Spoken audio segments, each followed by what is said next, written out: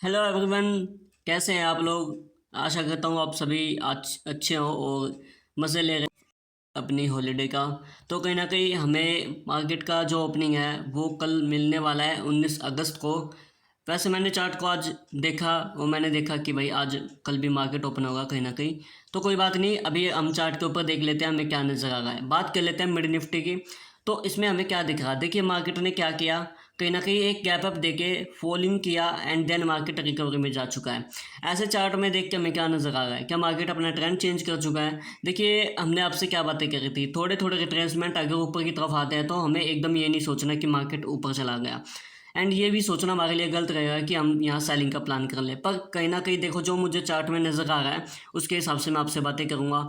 देखिए अगर हमें गैप मिल जाता है, मान लीजिए जो हमारा रजिस्टेंस है 12,751, अगर इसके ऊपर रजिस्टेंस मिल जाता है तो कहीं ना कहीं हमें परेशानी हो सकती है एंड जो यहाँ के बायर्स है वो कहीं ना कहीं प्रॉफिट में आ जाएंगे, तो उनको टारगेट करना थोड़ा मुश्किल हो जाएगा।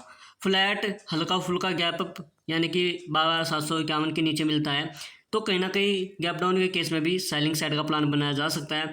बात हमेशा यही रहेगी, गैप अप तो ना ही हो बिल्कुल भी अच्छा नहीं रहेगा, क्योंकि गैप अप में ये हो जाता है कि फिर मार्केट अगर यहाँ खुल के फिर रिजेक्शन दिखा रहा है तो फिर वो रिकवरी में जाने के चांस हो जाते हैं, पर कहीं ना कहीं फिर सेलिंग का ही प्लान बन जाता है, क्योंकि फिर ऐसा हो जाता है ना कि ऊपर के एसएल खत्म हो गए पर वहाँ दूसरे लोग भी सेल करना स्टार्ट कर देंगे, तो ऐसे सिनेरियो में ना उल्टा घूमने का चांस हो जाता है।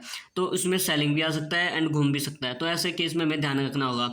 तो कहीं ना कहीं अभी तो मैं यही प्लान रखूँगा, फ्लैट टू गैप डाउन में सीधा सेलिंग का प्लान रखूँगा, क्योंकि यहाँ के जो बायर्स आए होंगे यहाँ तक तो कोई नहीं आया ना यहाँ आया। जब इन लेवल्स का ब्रेकआउट हुआ कहीं ना कहीं बड़े बड़े अच्छे अच्छे लेवल्स का, इसके क्लोजिंग प्राइस के आसपास फिर से घूमना स्टार्ट किया होगा, इसी यहाँ पे भी किसी ने एंट्री नहीं बनाया। बस ये जब ये मोमेंटम आया ना जो आपको दिख रहा है 11:25 पे, तब यहाँ बायर्स ऐड होना स्टार्ट हुए होंगे एंड देन उनको वार्निंग देते हुए ऊपर की ओर निकलता रहा। कहीं ना कहीं ये अभी अच्छे खासे प्रॉफिट में बोल सकते हैं, पर अगर हमें गैप डाउन मिलता है ना तो उस केस में हम सेलिंग साइड का प्लान बना सकते हैं।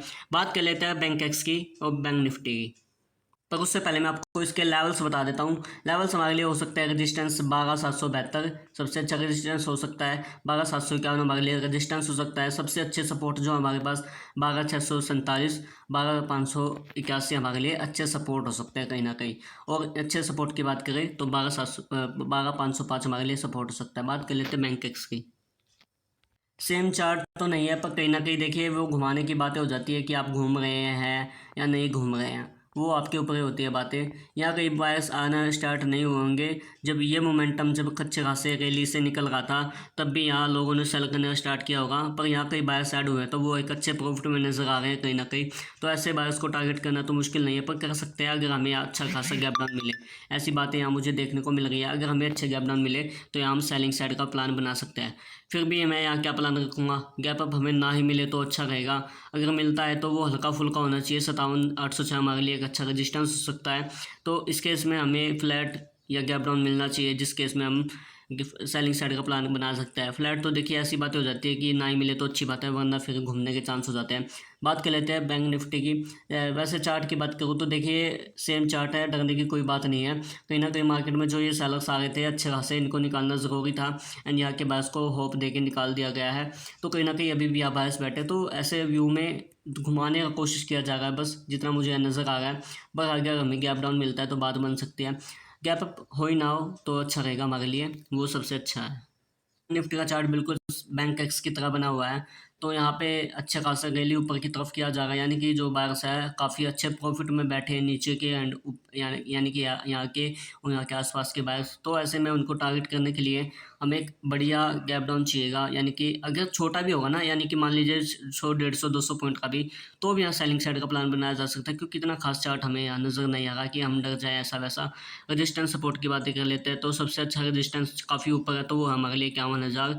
उससे पहले हम बात नहीं करेंगे। देखिए वही बात है, अगर गैप अप मिल गया ना तो दिक्कत हो जाएगी, फिर ये ऊपर क्यों बढ़ता भी निकल सकता है, कहीं ना कहीं गैप अप हमें नहीं चाहिए। सपोर्ट की बातें करते हैं तो 50,390।